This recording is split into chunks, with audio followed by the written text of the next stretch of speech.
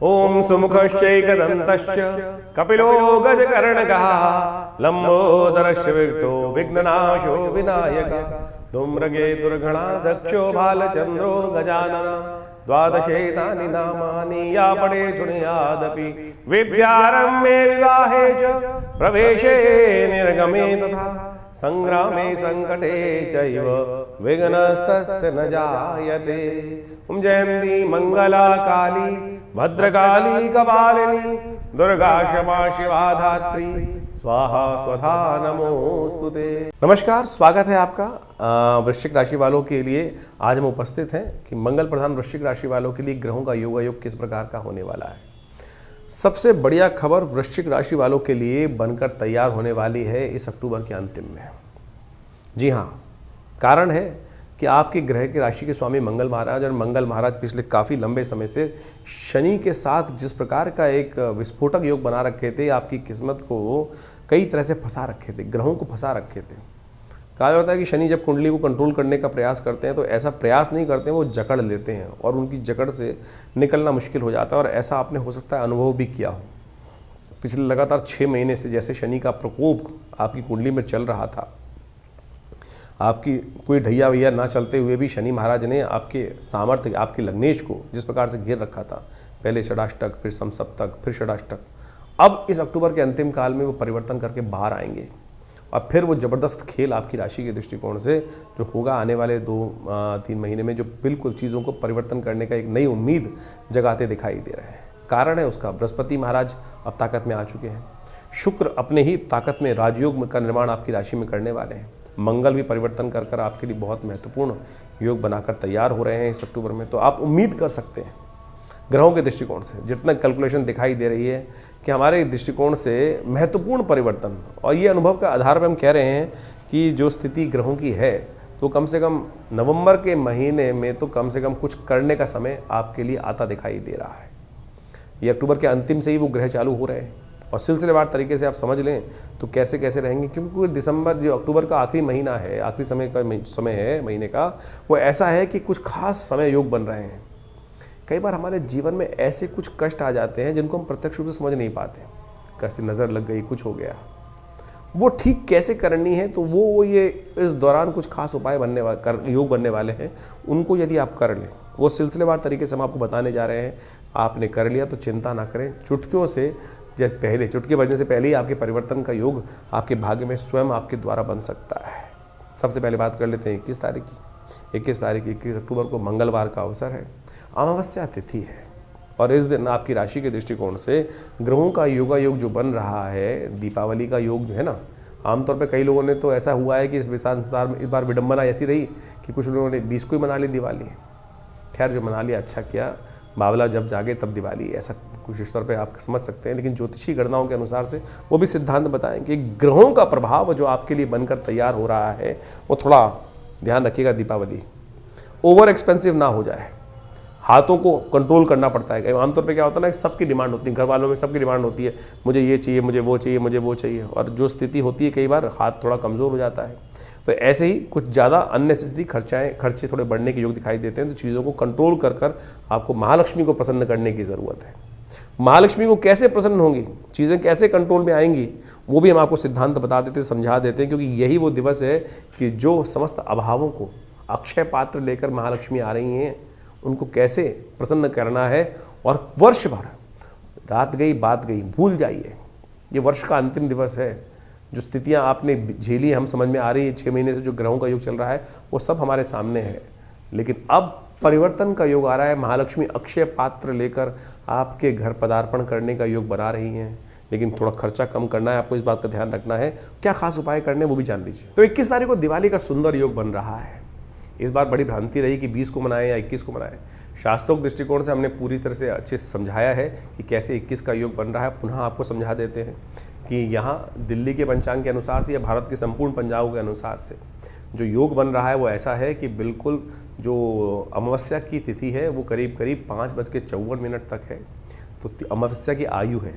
काशी के कुछ पंचांगों ने भयंकर गड़बड़ी करी है, गलती करी है, और इस बात को हमने बिल्कुल प्रत्यक्ष प्रमाण के तौर पर उपस्थित किया है कि उन्होंने जो पंचांग में उन्होंने लिखा है, अपनी गणनाओं के अनुसार से कहा है कि सूर्य अस्त जो उनके पंचांग में जाके कोई भी देख सकता है। उन्होंने लिखा है कि करीब करीब शाम को जो सूर्यास्त हो रहा है वो 5:40 पे हो रहा है, लेकिन काशी में भी सूर्यास्त जो हो रहा है 5:26 पे हो रहा है। और उसकी वजह से उनकी तिथि की आयु गड़बड़ हुई है, और तिथि की आयु गड़बड़ उन्होंने कैलकुलेशन में मिस्टेक करी है, और ये प्रमाणित है, उनके पंचांग में जाके देख सकते हैं। उन्होंने सूर्योदय दिखाया है 21 जो अक्टूबर को सुबह 6:20 पे दिखाया है, जबकि काशी में सूर्योदय 6 बजे हो रहे हैं सुबह सूर्योदय। तो इतनी बड़ी भयंकर गलती उन्होंने करी है, और उसके कारण से इस समस्त संसार के समक्ष एक ज्योतिष का बड़ा अजीब अपनी गणनाओं के अनुसार से ज्योतिष का नाम खराब किया है। तो इस बात में भ्रांति में ना फंसे। ये काशी के कुछ विद्वानों, तथाकथित विद्वानों, हमारी संपूर्णानंद संस्कृत विद्यालय में काशी में बात हुई, और उन्होंने भी इस बात को प्रतिपादित किया कि 21 तारीख को ही दिवाली मनाई जानी चाहिए। तो हमने आपके समक्ष इस सत्य को प्रतिपादित किया है। आज ज्योतिष को सही रूप से समझने की आवश्यकता है, एक विचार गोष्ठी होनी चाहिए और उसको सही से समझना चाहिए। तो हमने ये प्रमाणित तौर पे आपके समक्ष रखा है कि 21 तारीख को सूर्यास्त के समय पर प्रदोष व्यापनी अमावस्या पूरे भारत में, आसाम से लेकर पूरे गुजरात तक के पूरे अक्षांश पर उपस्थित है, कोई द्वंद्व नहीं है। तो अपने भाग्य को जगाइए। अमावस्या युक्त जो प्रदोष तिथि में व्याप्त है, पराग्रही जो शास्त्र में कही गई है, अपनी किस्मत को मत सुलाइए भगवती का, महालक्ष्मी का। अगर आपने 20 को पूजन कर भी लिया है तब भी कोई चिंता नहीं, दोबारा कर लोगे तो कोई महालक्ष्मी जाएंगी नहीं, पदार्पण करेंगी। आपको नित्यपति करनी चाहिए, तो कम से कम इसी बात के मान के कर लो कि आप आनंद भाव से। तो एक महालक्ष्मी का पूजन, एक बड़ी विचित्र प्रश्न भी आपके समक्ष उठना चाहिए। हम यहाँ समस्त प्रश्नों का निराकरण भी कर रहे हैं कि महालक्ष्मी का एक प्रश्न हमारे पास आया, यहाँ हम बताना इसलिए आवश्यक समझते हैं कि 21 तारीख जो महालक्ष्मी का पूजन होता है, बोले गणेश के साथ गौरी बैठती हैं, यहाँ लक्ष्मी जी का पूजन होता है, विष्णु जी का पूजन क्यों नहीं होता? शास्त्र के अनुसार से आपको इस बात को सही रूप समझ लेना चाहिए कि जो भगवान राम के अयोध्या पर वनवास से वापस आने पर तो दिवाली आनंद भाव से दीपोत्सव मना ही मना, लेकिन भगवान राम से पहले भी तो दिवाली मनती थी। क्या दिवाली उससे पहले नहीं मनती? दिवाली का जो संबंध है दीपावली का, वो वास्तविक तौर पर वो है भगवती महालक्ष्मी का प्रादुर्भाव उस दिन हुआ। और जब आदि लक्ष्मी का प्रादुर्भाव हुआ, जो दुर्गा सप्तशती के दूसरे अध्याय में कथा आती है कि समस्त देवताओं ने विचार किया कि अब इस जो राक्षस जिसने त्रिलोकी में राज्य स्थापित कर लिया है महिषासुर ने, उससे कैसे उसको हटाना है। तो कहा जाता है कि जब समस्त देवतागण, भगवान विष्णु, महेश, शिव इत्यादि समस्त देवता गणों के साथ ऋषिगण वहाँ पे विचार कर रहे थे आकाश मंडल में, तो उन सबके शरीर से एक तेज निकला, और वो महालक्ष्मी के रूप में, एक स्त्री के रूप में वहाँ जो है परिवर्तित हुआ। तेजोमय शरीर था जो दिव्य धनुष ने प्रार्थनाएं का, और समस्त देवताओं ने पूछा काशी तुम महादेवी थी, तो उन्होंने कहा, उस पराशक्ति ने बोला सा ब्रवीति आम ब्रह्म स्वरूपिणी मत्तः प्रतिपुषात्मगम जगत शून्यम च अशून्यम च। ये दिव्य धनुष की प्रार्थना है। और सब जब उन्होंने अपना पूरा व्याख्यान दिया कि हम कौन है, भगवती ने कहा वेदो हम अवेदो हम विद्याम अविद्याम अजाहम अनजाहम, तब आखिरी में सब समस्त देवता कहते हैं नमो देवी महादेवी शिवाय सत्मा। तो ये भगवती का स्वरूप जो है महालक्ष्मी स्वरूप है, उनका जो है वो प्रकट उस दिन हुआ है, तो प्रादुर्भाव उस दिन हुआ है। इसलिए महालक्ष्मी का पूजन उस दिन गणेश जी के साथ किया जाता है। गणेश जी तो सर्वप्रथम पूज्य हैं भगवान शिव के आशीर्वाद से, तो साथ में निर्विघ्नता पूर्ण करने के लिए और महालक्ष्मी की प्राप्ति के लिए इस दिन उनका स्तवन आनंद भाव से होना चाहिए। तो ये सही रूप से आप समझ लीजिए। तो वैसे तो श्री पंचमी के दिन भी भगवती महालक्ष्मी का प्रादुर्भाव बोला जाता है। बहुत सारे लोग द्वंद्व में फंस जाते हैं। वो कौन सी लक्ष्मी है? वो लक्ष्मी है कि जो सागर मंथन से उत्पन्न हुई श्री पंचमी के दिन। ये भगवती आदि लक्ष्मी है, जो जिनकी प्रार्थना भगवान विष्णु ने, भगवान शिव ने, ब्रह्मा ने स्वयं करी है। तो इस बात को जो आपस में मतभेद दिमाग में है भेद, उनको हटा दीजिए। तो आनंद भाव से भगवती की प्रार्थना करें। सुबह अपने पितरों के निमित्त अवश्य जो तर्पण इत्यादि है वो करना चाहिए। पहले पितृ पूजा, बाद में देव पूजा शास्त्र कहते हैं। तो 21 तारीख को सुबह अपने पितरों के निमित्त पूजन करें, उनको तर्पण इत्यादि करें, ब्राह्मण भोजन कराएं। शाम के समय जो प्रदोष काल है, जब सूर्यास्त हो रहा है आपके क्षेत्र में, जैसे दिल्ली में सूर्यास्त करीब करीब हो रहा है, वो हो रहा है करीब करीब 5:40 के आसपास, और उसी समय के बाद से लेकर रात्रि में 8 बजे तक। अब ये छोड़ दीजिए, जब एक बार डिसाइड हो गया कि प्रदोष व्यापनी अमावस्या हो गई, तो उसमें ये छोड़ दीजिए कि 5:57 पर खत्म हो जाएगी, तो फिर उसके बाद कोई फायदा नहीं। अरे पूरा मुहूर्त बन गया, जब योग बन गया तो पूरे 24 घंटे का मुहूर्त बन गया। तो शाम के समय प्रदोष काल में, जब सूर्यास्त के बाद से लेकर जब भी मुहूर्त आपके लिए व्याप्त हो रहा हो बढ़िया, उसमें आप आनंद भाव से माँ भगवती का, श्री गणेश का, लक्ष्मी जी का और साथ में कुबेर इत्यादि का समस्त पूजन घर में आनंद के साथ बैठ के करें। षोडशोपचार पंचोपचार पूजन अवश्य करने का प्रयास करें और उससे क्या होगा, भगवती महालक्ष्मी की प्रसन्नता प्राप्त होगी। पूजन के अंत में निशीतकालीन जो पूजा का समय है वो है रात्रि को 11 बजे से लेकर करीब करीब रात के 1:30 बजे तक। तो उस समय में भगवान शंकर के साथ अघोर मंत्र के साथ भगवान की पूजा होनी चाहिए भगवत की। उस दिन श्रीयंत्र को अपने घर स्थापित करना चाहिए दिवाली के पूजन में। साथ साथ शंख के द्वारा भगवान भगवती का सुंदर रूप से पूजन, शंख दक्षिणावर्ती शंख के रूप में भगवती महालक्ष्मी का जो पूजन करते हैं ना, कहा जाता है महालक्ष्मी अद्भुत रूप से उस घर में प्रतिष्ठा कर लेती हैं, रहती हैं। और साथ में पूजन के साथ साथ अवश्य वहाँ एक काम करें कि कमल के पुष्पों का एक शैया बनाकर भगवती को प्रदान करें या आनंद भाव से पूजन करें। असंख्य दीपक जलाएं, 2 खूल इत्यादि समस्त रूप से भगवान का भगवती का पूजन करेंगे तो आनंद भाव से भगवती की कृपा से आपके कष्ट निवारण करने का योग बनेगा। तो आनंद भाव से भगवती का पूजन करें। ये समय बहुत बढ़िया है, दीपावली का महापर्व है और ऐसे में समस्त योगों के अनुसार से मन के द्वंद्व को हटाइए। हम पुनः कहेंगे कि अगर आपने 20 तारीख को कर भी ली है तो दोबारा भी करने में कोई निषेध नहीं है। कम से कम इस मुहूर्त को मत जाने दीजिए। तो तथाकथित विद्वानों के मतद्वंद के अनुसार से जो आपस में उनका अंतर्द्वंद है उसको भूल जाइए और अपने इस योग का लाभ उठाइए। 21 तारीख को दीपावली बहुत शुभ योग में आ रही है। मंगलवार की दीपावली जो होती है ना, अगर उस योग को आप हटा देते हैं, उस योग में परमात्मा की आराधना नहीं करते हैं तो फिर ये अमंगलकारी भी हो जाती है। इस बात का ध्यान कर लेना चाहिए। तो आनंद भाव से भगवती का स्तवन करें। बहुत सुंदर योग बनकर आया है। तो ऐसे में समस्त कष्टों को निवारण करने के लिए भगवती का आवाहन करें। भगवती घूम रही हैं तो आपके घर में सुंदर रूप से दीपों की माला बनाकर आनंद भाव से आप परमात्मा का भगवती का पूजन करें। कल्याण के योग अद्भुत रूप से बनेंगे। सुगंधी युक्त तेल से जो घी जला रहे हैं उसमें थोड़ा इत्र अवश्य डालिएगा। असंख्य दीपक जितने भी चला सकते हैं तो आप अवश्य इस प्रकार से पूजन करेंगे, कल्याण होगा। तो वृश्चिक राशि वालों, दीपावली का महापर्व सुंदर रूप से आपने समझ में आया। 22 तारीख का दिवस बहुत महत्वपूर्ण है। बुधवार का दिन है और प्रतिपदा तिथि है। कार्तिक के साथ साथ शुक्ल पक्ष आरंभ हो रहा है, प्रतिपदा आरंभ, नया वर्ष आरंभ हो रहा है। सबसे पहले आप सबको बहुत बहुत शुभकामना नववर्ष की। आशीर्वाद भगवान आपकी समस्त मनोकामनाएं इस वर्ष में ठीक करें। ये हम ऐसे नहीं बोल रहे हैं, ये ग्रहों की गणनाएं बोल रही हैं और ये ग्रहों की गणनाओं के आशीर्वाद से कि देखते हुए उनके ग्रहों के आशीर्वाद से आपके लिए ऐसा योग बनेगा कि बिल्कुल सब कुछ परिवर्तन करने का योग इस दिन आपकी राशि में शुरू होता दिखाई दे रहा है। अभी थोड़ा सा आपकी राशि के दृष्टिकोण से आपको स्वास्थ्य का ध्यान रखते हुए कार्य करना है। अननेसेसरी का जल्दी उठिए, इस वक्त आलस में मत रहिएगा। आप चीज़ों को थोड़ा सा लीनियंट लेते दिखाई दे रहे हैं, इस समय ध्यान रखने की ज़रूरत है।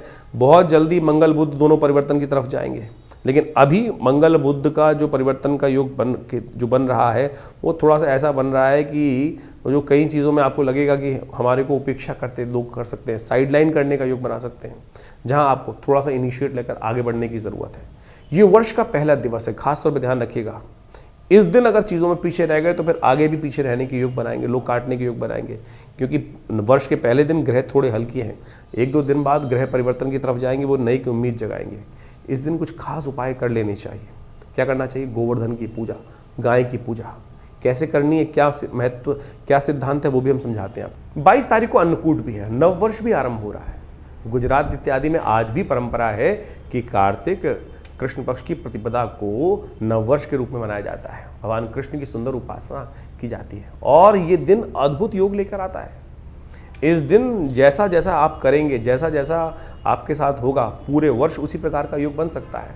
तो अच्छे रेजोल्यूशन, आमतौर पे लोग कहते हैं ना, नए साल के दिन से अच्छी अच्छी बातें सोचनी चाहिए, गलत काम नहीं करना चाहिए, अच्छे कपड़े पहनने चाहिए, सुंदर भाव सोचना चाहिए, वो हम 1 जनवरी के साथ जोड़ देते हैं। ज्योतिष के दृष्टिकोण से, स्कंद पुराण के दृष्टिकोण से, स्कंद पुराण में इस बात का वर्णन है कि जो कार्तिक शुक्ल पक्ष की प्रतिपदा है, जिसके दिन अन्नकूट होता है, गोवर्धन की पूजा होती है, उस दिन वो मुहूर्त बनता है कि जैसा जैसा आपके साथ होगा पूरे वर्ष उसी प्रकार के आपके साथ योग घटेंगे। तो इसलिए आनंद भाव से परमात्मा का सुंदर स्मरण करें, जल्दी उठें, भगवान का स्मरण करें, माता पिता का आशीर्वाद लें, गुरुजन का आशीर्वाद लें और उस दिन भगवान कृष्ण का सुंदर पूजन करना चाहिए। भगवान कृष्ण का अन्नकूट के रूप में, अन्न गोवर्धन के रूप में प्रकृति की पूजा करने का जो सिद्धांत है अद्भुत है। 56 भोग लगाए जाते हैं भगवान को। ये 56 भोग का सिद्धांत भी बड़ा विचित्र है। कहा जाता है कि भगवान ने 7 दिन तक, 8 पहर हर रोज होते हैं, 7 दिन तक भगवान ने अपने जो कनिष्ठिका उंगली के ऊपर पूरे पर्वत को उठा के रखा। तो इसलिए उनको 56 भोग लगाए जाते हैं। 7 × 8 करेंगे तो 56 आएगा। तो ये 56 भोग जो लगाए जाते हैं आनंद भाव से संपूर्ण समर्पण है भगवान के प्रति, कि भगवान अपने भक्तों की सदा रक्षा करते हैं। और ये कोई इंद्र के साथ द्वेष नहीं है भगवान का, भगवान तो इंद्र के परम हितैषी हैं। ये तो रूढ़िवादी परंपराओं को हटाने, प्रकृति के साथ व्यक्ति को जोड़ने की कथा है। अद्भुत रूप से इस बात को हमें समझना चाहिए। और एक बात समझें कि जो ये गोवर्धन पर्वत हैं, इनके बारे में अद्भुत कथाएं शास्त्र में बताएं। एक कथा हम आपको समक्ष रख दें कि कैसे भगवान ने शिरोधार्य किया गोवर्धन को। कहा जाता है कि भगवान के ऊपर ऋण था गोवर्धन पर्वत का। जब राम अवतार में सेतुबंध का निर्माण हो रहा था, तब कहा जाता है पूरे हर जगह से लोग अपने अपने जो अपनी सेवाएं देने वहाँ आ रहे थे। पहाड़, पर्वत, कंदराएं सब रूप से वहाँ पे चल दी थी अपनी तरफ से। जब गोवर्धन को पता चला कि भगवान को आवश्यकता है, तो वो भी उठ के चल दिए। भगवान एक जो कहा जाता है हनुमान जी स्वयं उनको उठा के चल दिए थे वहाँ पर लाने के लिए। लेकिन जब पता चला कि समय पूरा हो गया और वहाँ पर सेतुबंध का निर्माण हो गया, तब कहा जाता है कि गोवर्धन रो पड़े और उन्होंने कहा कि मेरे को भगवान की सेवा का सुंदर अवसर नहीं मिला। हनुमान जी ने जब वापस रख दिया उनको वहाँ पर, तो उन्होंने कहा कि मेरी ये जो सृष्टि जो भगवान के समक्ष मेरी ये जो प्रार्थना ये अवश्य रखना कि भगवान मेरे को क्यों आपने भुला दिया, मैं तो आ रहा था सेवा करने देने के लिए अपनी। तब भगवान ने, जब हनुमान जी ने ये बात भगवान के समक्ष रखी, तो भगवान ने कहा अगले इस जन्म में तो नहीं, अगले जन्म में अवश्य ये कर्ज को उतारेंगे। तो कहा जाता है कि जो पत्थर पिघल, जो जब गोवर्धन उस स्थिति में गए तो कहा था वो रो पड़े थे तो वो पिघल गए थे। आज भी वो निशान वहाँ जाके आप देख सकते हैं कि पत्थर गोवर्धन पर्वत के पिघले हुए हैं। तो समर्पण भाव है वो चलायमान जो है। तो सुंदर रूप से भगवान कृष्ण अवतार जब हुआ तो भगवान ने अपने सिर पर धारण किया उस कर्ज को उतारने के लिए। तो आप सोचे भगवान किसी का सब पे कृपा करने के सुंदर योग बनाते हैं। तो आप इस भाव को ध्यान रखें। तो आनंद भाव से समस्त ये समर्पण भाव की भाव है। तो इसलिए आनंद भाव से गोवर्धन का पूजन करें। हमने विवेकानंद योगाश्रम में इस दिन बड़ा विशाल कार्यक्रम रखा है। हमारे गुरुदेव का जन्मदिवस भी होता है, आचार्य केशव देव जी महाराज का। तो उस दिन बड़े आनंद भाव से भगवान गोवर्धन का पूजन, गोबर का बहुत बड़ा पर्वत बनाकर उनका बड़े सुंदर रूप से भगवान का, विष्णु का, भगवान कृष्ण का सुंदर पूजन, कीर्तन इत्यादि समस्त रहता है। तो शाम के समय अन्नकूट का भंडारा रहता है। आप भी आइए और सुंदर रूप से भगवान का सुंदर स्तवन करें।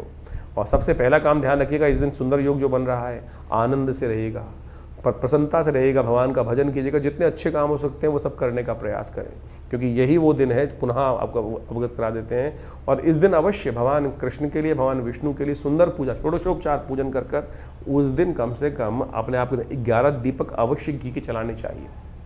और 11 दीपक जलाकर सुंदर रूप से शंख की, भगवान विष्णु की सुंदर रूप से पूजा अवश्य करनी चाहिए उस दिन। इस बात का हमें ध्यान रखना चाहिए। वृश्चिक राशि वालों, गोवर्धन का सुंदर महात्मा आपने समझा, ये उपाय भी कर लीजिएगा। भगवती कृपा से कष्ट निवृत्ति का योग बनेगा। 23 तारीख का दिन महत्वपूर्ण परिवर्तन लेकर आपकी राशि में आता दिखाई दे रहा है। ग्रह परिवर्तन की तरफ जा रहे हैं। आपका राजयोग का निर्माण होने को तैयार है। जिस प्रकार से चंद्रमा 2-3 दिन थोड़े कमजोर रहे और अब आपकी राशि में राजयोग का निर्माण, गजकेसरी योग का निर्माण से एक नया श्रृंखला, एक के बाद एक परिवर्तनों की श्रृंखला आरंभ हो रही है। और ये परिवर्तन आपकी राशि में देखेंगे तो बहुत महत्वपूर्ण योग बनाएंगे। ये भैया दूज का दिन है। ग्रह नक्षत्रों के दृष्टिकोण से आप समझ लें, इस दिन कुछ खास उपाय कर लेने चाहिए। जो वो सब उपाय हम आपको बताएंगे। कई बार मन में हम बहुत सारे द्वेष पाल के रखते हैं, उन द्वेषों को पालने से कुछ नहीं होने वाला। इस दिन यदि आप चाहते हैं कि भाग्य परिवर्तन हो तो वो उपाय भी कर लीजिएगा जो हम आपको बताएंगे। लेकिन ग्रह नक्षत्रों के दृष्टिकोण से जो समय है वो आपको थोड़ा सा कहीं ना कहीं बिल्कुल अंतिम दौर में है परिवर्तन का समय। इस समय में थोड़ा सा आपको कुछ खास उपाय करने की ज़रूरत रहेगी। वो आप कर लेंगे तो बहुत अच्छा आपके लिए बनेगा। बुद्धि को थोड़ा सरल करने की ज़रूरत है। अभी बुद्धि थोड़ी रूढ़िवादी दिखाई देती है। चीज़ों को परिवर्तन करने में थोड़ी मेहनत लगानी पड़ेगी। थोड़ा सा हठ धर्मिता मन में आती दिखाई दे रही है। आपको अपने आप को सरल करना पड़ेगा। इस बात को आपको ध्यान रख लेना चाहिए। ग्रह जो हैं वो आपकी बुद्धि को सरल होने नहीं दे रहे हैं इस वक्त। तो थोड़ी सरलता को अपनाने का आपको प्रयास करना चाहिए। हो सके तो शनि का उपाय थोड़ा करने का प्रयास करें। क्या उपाय बनता है वो आप नोट कर लीजिए। साथ साथ इस दिन चित्रगुप्त जी की पूजा भी अवश्य करनी चाहिए। यमराज जी का तर्पण भी जो विशेष तौर पर 14 मंत्र हैं उनके द्वारा, किसी योग्य ब्राह्मण के द्वारा अवश्य करने का प्रयास करना चाहिए। 23 तारीख की भैया दूज है। कार्तिक जो शुक्ल पक्ष की द्वितीया है, ये यम द्वितीया है। देखिए, दीपावली का महापर्व बड़े सुंदर रूप से आपको समझ लें, यमराज जी की पूजा से, यमदीप दान से शुरू होती है और जो है वो अंत भी यमदीप दान से ही होता है। ये कार्तिक के महीने में दीपदान का ही महत्व है। सरलता से एक दीप जलाकर ही आप समस्त अपने पापों से मुक्ति प्राप्त कर सकते हैं, भगवान का सानिध्य प्राप्त कर सकते हैं, पुण्यों को जगा सकते हैं। ये यमदीप दान जो यम द्वितीया है, जिसको भाई दूज बोला जाता है, इसके पीछे भी अद्भुत कथा है। यमराज जी और यमुना जी आपस में भाई बहन हैं, सूर्य पुत्र पुत्री हैं दोनों के दोनों। और कहा जाता है कि यमुना जी हमेशा यमराज जी से कहती थी कि हमारे यहाँ कभी भोजन करें आके। धर्मराज हमेशा व्यस्त रहते थे, टाइम नहीं मिलता था। तो यम द्वितीया के दिन यमराज जी जाकर बहन यमुना के यहाँ भोजन करते हैं। और कहा जाता है कि इस दिन समस्त भाइयों को अपनी बहन के घर जाकर ही भोजन करना चाहिए, अपने घर भोजन नहीं करना चाहिए। इस बात का ध्यान रखना चाहिए। शास्त्र में तो यहाँ तक प्रमाणित है कि अपने घर में चूल्हा ही ना जलाएं, उस दिन जाके बहन के घर ही भोजन करना चाहिए। तिलक किया जाता है। क्या होता है इससे? इससे बहन के कष्ट दूर हो जाते हैं और भाई की आयु बढ़ जाती है। ये सुंदर शास्त्र में सिद्धांत है, कोई और टोटके की जरूरत ही नहीं भाई। तो इसलिए बहन से बढ़िया भाई को कौन आशीर्वाद दे सकता है? ये संबंध है सुंदर रूप से, समस्त अहम को त्यागिए और जाकर अपने परिवार में सामंजस्य स्थापित करने के लिए, आशीर्वाद के लिए, समस्त कष्टों को दूर करने के लिए इतनी बढ़िया व्यवस्था शास्त्र में वर्णित है, इसका पालन करना चाहिए। और शाम के समय काम अवश्य करना चाहिए।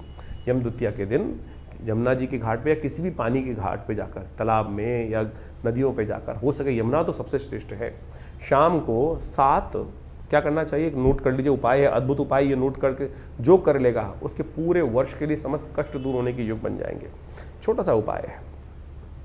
आपको क्या करना है, 7 पत्ते मंदार के लेकर उसमें जो 7 ही पत्ते बेर के रखने हैं और उसके ऊपर एक दीपक रखना है और उसको चलते पानी में प्रवाहित करना है। गन्ने का एक डंडा लीजिए, गन्ना जो होता है उससे डंडा लेकर उसको हल्का सा पानी हिला दीजिएगा और अपने सिर पर से वार कर इसको अर्पित कर दीजिए चलते पानी के अंदर या किसी पोखर पे।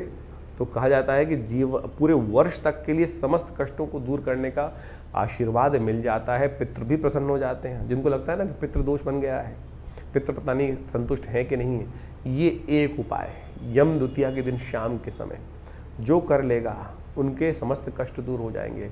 शनि से जो परेशान है, एक बात और नोट कर ले, शनि भी सूर्यपुत्र ही हैं और जो विशेष तौर पर यमुना जी के भाई ही हैं। ये उपाय यदि आप कर लेंगे तो शनि की जो आपके जीवन में कष्टों के योग चल रहे हैं, शनि या 7.5 चल रही है, ढैया चल रही है, कुछ भी चल रही है, तो उससे भी कष्ट निवृत्ति का योग बन जाएगा। तो ये अकाट्य प्रयोग है, आप ध्यान लीजिए। तो इस बात का ये उपाय आपने कर लिया तो आप समझ रहे हैं शनि भी आपके अनुकूल हो जाएंगे, शनि आपको परेशान नहीं करेंगे। तो शास्त्रोक्त विधि के अनुसार से हमने पौराणिक कथाओं के माध्यम से ये जो पूरा समस्त आख्यान आपके समक्ष उपस्थित किया है, कर लीजिए, कल्याण होगा। तो वृश्चिक राशि वालों, आपने सिद्धांत तौर पे समझ लिया कि कैसे इस यम द्वितीया पे आपको अपने समस्त कष्ट निवारण का योग बनाना है, क्योंकि अगले दिन का जो सूर्योदय होने जा रहा है वो आपके जीवन में एक महत्वपूर्ण परिवर्तन की तरफ पदार्पण करने की योग बना रहा है। क्योंकि आप समझ लीजिए क्या है, 24 तारीख को शुक्रवार का दिन पड़ रहा है, तृतीया तिथि है और इस दिन आपकी राशि के दृष्टिकोण से एक महत्वपूर्ण परिवर्तन का योग बन रहा है। बुध महाराज जो है वो आपकी राशि में पदार्पण करने की योग बना रहे हैं।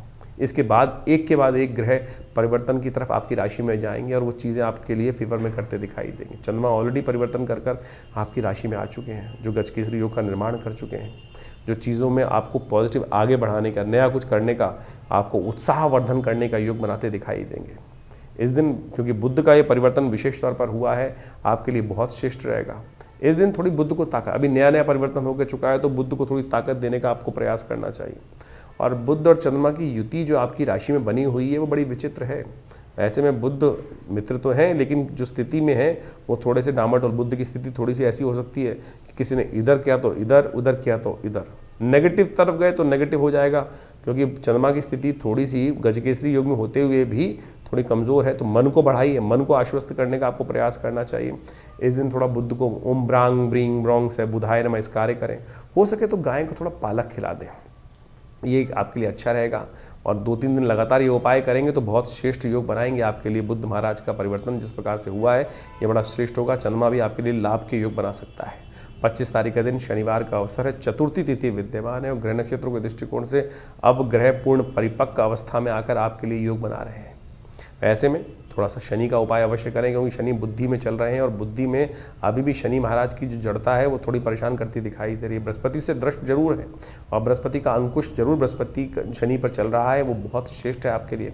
और अगर आपने जो उपाय हमने आपको पहले बताए थे वो आप कर चुके हैं तो सत्य मानिएगा बिल्कुल शनि की अनुकूलता आपको प्राप्त हो सकती है। शनि के निमित्त हो सके तो थोड़ा सा एक काम और करें, हनुमान जी के मंदिर में जाकर पीपल के पत्तों की माला हनुमान जी को अर्पित करने का प्रयास कीजिए, वो अच्छा रहेगा। नए कार्य करने से के लिए ध्यान रखिएगा, दोपहर के बाद का समय ठीक नहीं है, दोपहर से पहले पहले उस समय को यूटिलाइज करते हुए कार्य कर लेना चाहिए, वो आपके लिए बड़ा श्रेष्ठ रहेगा।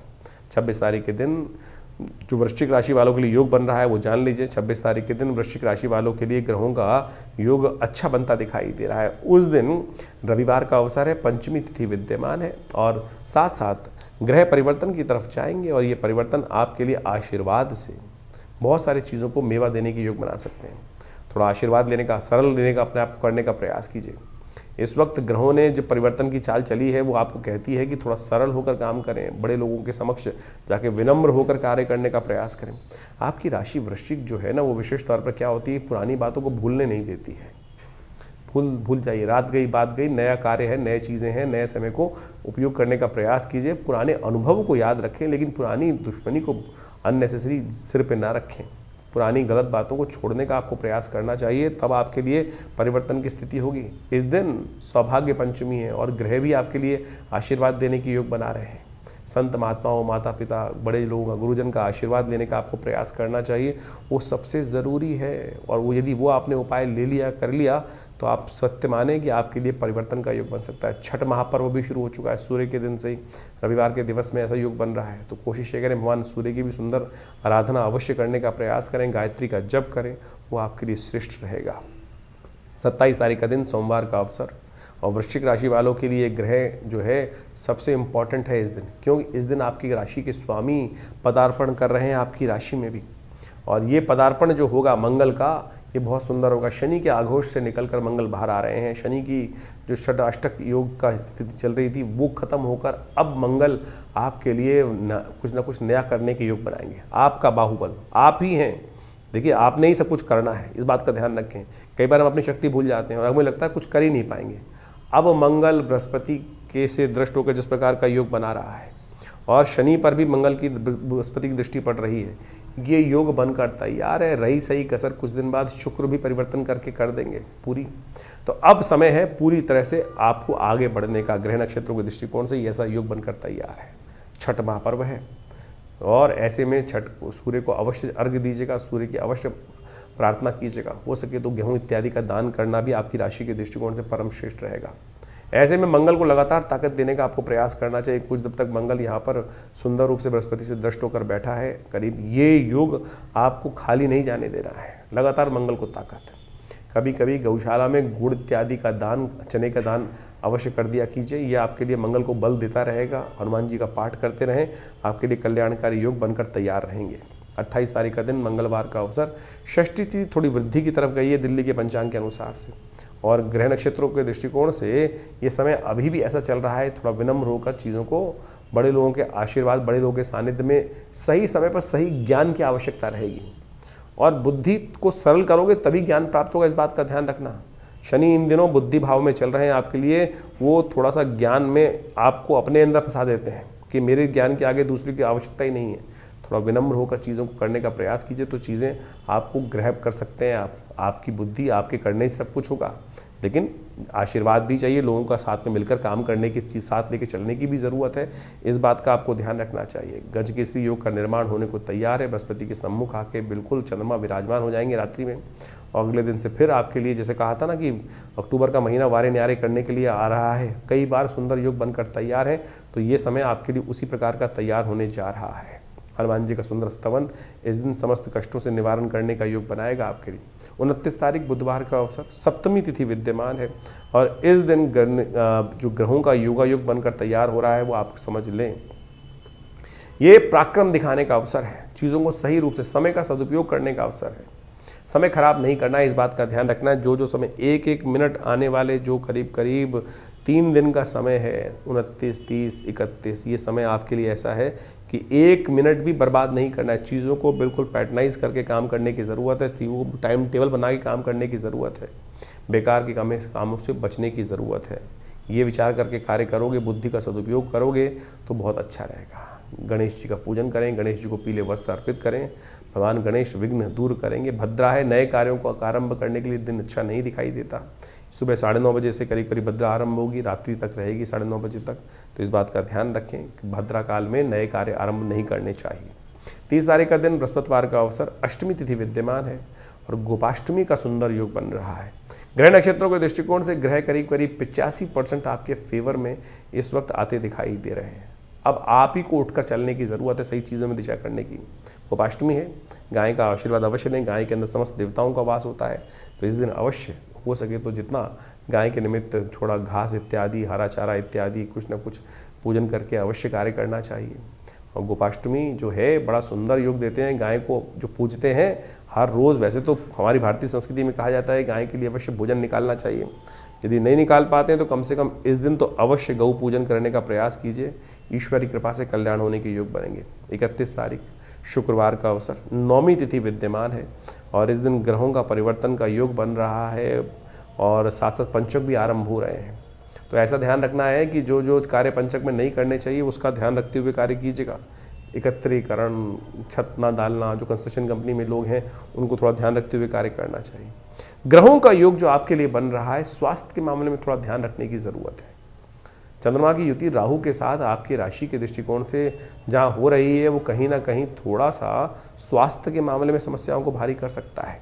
तो ऐसे में आपकी राशि के दृष्टिकोण से आपको चावल इत्यादि का दान करने का प्रयास करना चाहिए, वो आपके लिए उपयुक्त रहेगा। और साथ साथ इस दिन आरोग्यता में थोड़े प्रश्न दिखाई देते हैं स्वास्थ्य के मामले में, तो आंवला नवमी है, उसका महात्म्य शास्त्र में अद्भुत रूप से बताया गया है, वो पूरी तरह से जान लीजिए। आंवला नवमी के दिन विशेष तौर पर भगवान विष्णु की उपासना जो कर लेते हैं उनके समस्त आयुष संबंधी समस्याएं ठीक करने के योग बन जाते हैं। शास्त्र के दृष्टिकोण से कहा जाता है कि इस दिन से आंवला पूजन करने के बाद एक आंवला रोज यदि पूरी सर्दी आप खा लें तो आपकी स्वास्थ्य संबंधी समस्या, जो ग्रह इस वक्त शनि को देख लें चाहे आप बृहस्पति को देख लें, वो कहीं ना कहीं स्वास्थ्य के मामले में थोड़ा नेगेटिव चल रहे हैं, तो उनको ठीक करने के लिए ये सुंदर योग है, तो इसको अपनाइए, कल्याण होगा। तो ये जो ग्रहों का योग आपने समझा, नित्यपति जो ग्रहों का परिवर्तन आपके समक्ष उपस्थित होता है और इस अक्टूबर के महीने में तो बहुत सारे महत्वपूर्ण ग्रह परिवर्तन की तरफ जा रहे हैं, ये सब आपको समझ में आना चाहिए। मंगल स्वग्रही होने जा रहे हैं, शुक्र बहुत जल्दी अक्टूबर समाप्त होते ही स्वग्रही अपने रूप में आ जाएंगे, बृहस्पति उच्च के हो गए, शनि अब पुनः मार्गी होने की तरफ जा रहे हैं। तो ये ग्रहों का जो विशेष परिवर्तन है कुछ नया, यानी दीपावली के बाद से ऐसे जैसे ग्रहों का परिवर्तन होने के योग बने हैं वो महत्वपूर्ण परिवर्तन आपके जीवन में लाने के योग बनाएंगे। जब ग्रह अपनी शक्ति में आते हैं तो कई प्रकार से अच्छे समय को आपके समक्ष लाने का उपस्थित योग बना देते हैं। तो ऐसे में हमको अपने आप को तैयार करना चाहिए। तो ग्रहों का योग जो है जिस प्रकार से आपने समझा है आपकी राशि के दृष्टिकोण से परिवर्तन की तरफ चला गया है, चीज़ें बिल्कुल बहुत सारी चीज़ों के मामलों में अनुकूल परिस्थिति बन रही हैं। जो शनि का मंगल के साथ एक विचित्र प्रकार का योग पिछले करीब 3-4 महीनों से 5 महीनों से लगातार चल रहा था, पहले समसप्तक योग, पहले षडाष्टक योग, फिर षडाष्टक योग तो पुनः बना और अब मंगल पूर्ण ताकत में आ चुके हैं, बृहस्पति से दृष्ट हो चुके हैं, शुक्र भी स्वग्रही होने के योग बना रहे हैं। तो इस प्रकार से इन सब समस्त ग्रहों ने परिवर्तन कर आपकी किस्मत में कुछ नया करने का, व्यवस्था बनाने का योग बनाया है। तो आप अच्छे से समझ लीजिए और जब समय ठीक चल रहा हो ना तो हमको पूरा तटस्थ होकर, कई बार क्या होता है मन हतोत्साहित हो जाता है, लगातार कई बार जीवन में समय खराब चल रहा होता है तो मन ये ऐसा हो जाता है कि कुछ होगा ही नहीं, मेरे करने से कुछ होना ही नहीं है, तो ऐसे में हम हार जाते हैं। और जबकि स्थितियां बिल्कुल परिवर्तन करते हुए टाइम नहीं लगता है, वैसे ही परिवर्तन की स्थिति अब आ चुकी है। जैसा हमने आपको कहा मंगल स्वग्रही होने के योग बना रहे हैं, अपनी राशि में आ रहे हैं, पूर्ण ताकत में आ रहे हैं और हिम्मत से बहुत सारी, सबसे बड़ा परिवर्तन तो बृहस्पति ने किया है। लंबा समय नहीं है, सोने का समय नहीं है, जो जागत है सो पावत है, जो सोवत है सो खोवत है, इस बात का ध्यान कर लो साफ साफ। और नहीं तो फिर ये समय तो अभी कैसे, दिसंबर तो आया जाता है, 4 दिसंबर के आसपास बृहस्पति पुनः फिर बदल जाएंगे, और फिर वही स्थिति में चले जाएंगे। उच्च के बृहस्पति सुंदर तरीके से ग्रहों पर अपना कंट्रोल उपस्थित कर चुके हैं। तो अब आपको समझना है कि आपको चीज़ों को कैसे ठीक करना है। हाँ, अगर अभी भी आपको लग रहा है कि आपके जीवन में परिवर्तन नहीं आ रहा, तो आपको फिर गोचर के दृष्टिकोण से नहीं, अपनी जन्मपत्री को दिखाना चाहिए। हो सकता है कुछ महादशाएं खराब चल रही हैं, और बहुत ऐसा लंबा चौड़ा उपाय नहीं होते हैं। बहुत सारी चीज़ें लोग चाहते हैं कि परिवर्तन होता ही नहीं है, लेकिन उनको सही रूप से करने की आवश्यकता है। हमने देखा है परिवर्तन होता है। बहुत सारे लोग लगातार हमारे साथ जुड़े हुए हैं, और हमने जैसे जैसे उपाय उनसे कराए हैं, उनके जीवन में महत्वपूर्ण परिवर्तन का योग बना, निश्चित तौर पे बना, अच्छे से सामने देखने पे बना। और बिल्कुल परिवर्तन कर्म से बनता है, विश्वास से बनता है, सही दिशा में कार्य करने से बनता है। कार्य तो सब कोई कर रहे हैं। अब कोई लठ ऐसे मार रहा है, कोई वैसे मार रहा है। ज्ञान के अनुसार से एक पॉइंट पर यदि हम कार्य करने का रास्ता सही सेट कर लें, विज्ञान के अनुसार से, समय के अनुसार से, बुद्धि के अनुसार से, देव योग के अनुसार से, तो कैसी चीज़ें हमारे हाथ में नहीं आएंगी। ये विश्वास हमको जगाना चाहिए। ज्योतिष विज्ञान वही विश्वास जगाता है, और सही रूप में सही चीज़ों को कर कर, परमात्मा के सामने प्रार्थना कर कर, सही रूप यदि उपाय कर लिया जाए, तो सही माने परिवर्तन, किस्मत जगाने के मार्ग बहुत जल्दी से प्रशस्त हो सकते हैं। तो जैसा हमने आपको आपके ग्रहों का योगा योग बताया है, तो उसको सही समझ लीजिए, अपनी जन्मपत्री को अच्छे से। क्योंकि क्या होता है कि एक बार हम लोग गोचर के दृष्टिकोण से बहुत सारी चीज़ों को देखते रहते हैं, जैसे हम आपको बताते हैं, तो गोचर का एक पार्ट है, इसके अंदर बहुत सारी चीज़ें अपने ओस। क्या होता है आजकल बहुत सारे लोग जब जन्मपत्री दिखाने आते हैं, तो आजकल यूट्यूब चैनलों की मेहरबानी से आधे ज्योतिषी खुद बन के ही आते हैं, और पूरा ज्ञान होता नहीं है। तो क्या होता है कि फिर नीम हकीम खतराए जान हो जाती है स्थिति। तो कई बार वो चीज़ें समझ में नहीं आती हैं। छोटी छोटी चीज़ें कई बार हम अपने लिए देख रहे होते हैं तो नहीं देख पाते। सामने वाला जब देखता है और बिल्कुल न्यूट्रल होकर देखता है, तो वो चीज़ें सामने आ जाती हैं। और हमने देखा है कि बिल्कुल छोटे से रूप में यदि उसको परिवर्तन करने का मार्ग, हल्का सा परिवर्तन करने का मार्ग पकड़ लिया जाए, सही दिशा पकड़ ली जाए, तो किस्मत जागने के योग बन सकते हैं। तो आप बिल्कुल इस समय को बर्बाद मत कीजिएगा। समय आपके बिल्कुल उपयुक्त हैं, चीज़ों को सही दिशा में करने का प्रयास करें। और जिस प्रकार से कभी कभी सही समय पर जाकर, आजकल मॉडर्न साइंस में बोला जाता है ना कि जब को सब ठीक चल रहा हो तो डॉक्टर के पास जाकर एनालाइज कराते रहना चाहिए। तो उसी प्रकार से ज्योतिष विज्ञान में भी ग्रहों का एक योग कभी नहीं रहता, हर समय परिवर्तन का योग बनता है। तो समय समय पर अपनी जन्मपत्रिका, समय चीज़ों का विचार विमर्श, चीज़ों को समझने का मार्ग करते रहना चाहिए। और उससे क्या होता है कि चीज़ें सही दिशा में सही समय पर पकड़ में आ जाती हैं। और वो नहीं तो फिर क्या होता है कि यार मेरा बैठा हुआ व्यक्ति कहाँ, मिलने वाला व्यक्ति कहाँ बैठा हुआ था, मुझे पता ही नहीं चला। यही तो किस्मत सोने का तरीका है। यही कारण है ना कि हमको पता ही नहीं चला कि हमारा किस्मत जगाने के लिए व्यक्ति बैठा हुआ था, और जब उसका समय निकल गया तब जाकर हम जागे, अरे चीज़ हाथ से निकल गई। तो ऐसा ना करें, जगाइए किस्मत को, और ग्रहों को सही स्थिति को समझें, और जन्मपत्री को सही से समझकर, चीज़ों को सही समझकर, और बहुत सारी चीज़ों के अनुसार से हम आपके जो भविष्यफल को समय समय बताते रहते हैं, उसको सही से समझकर कार्य कीजिए। देखिए किस्मत बदलने के लिए बिल्कुल तैयार है, और आशा करते हैं, भगवान से प्रार्थना भी करते हैं। जैसा हमारे आश्रम पर नित्य प्रति बहुत सारी अनुष्ठान इत्यादि, यज्ञ इत्यादि, पूजा इत्यादि चलती रहते हैं। जन कल्याण के योग बनाएं, अपने स्वयं भी अच्छा करें और समाज को भी अच्छी तरफ ले जाने का प्रयास करें। धन्यवाद, नमस्कार।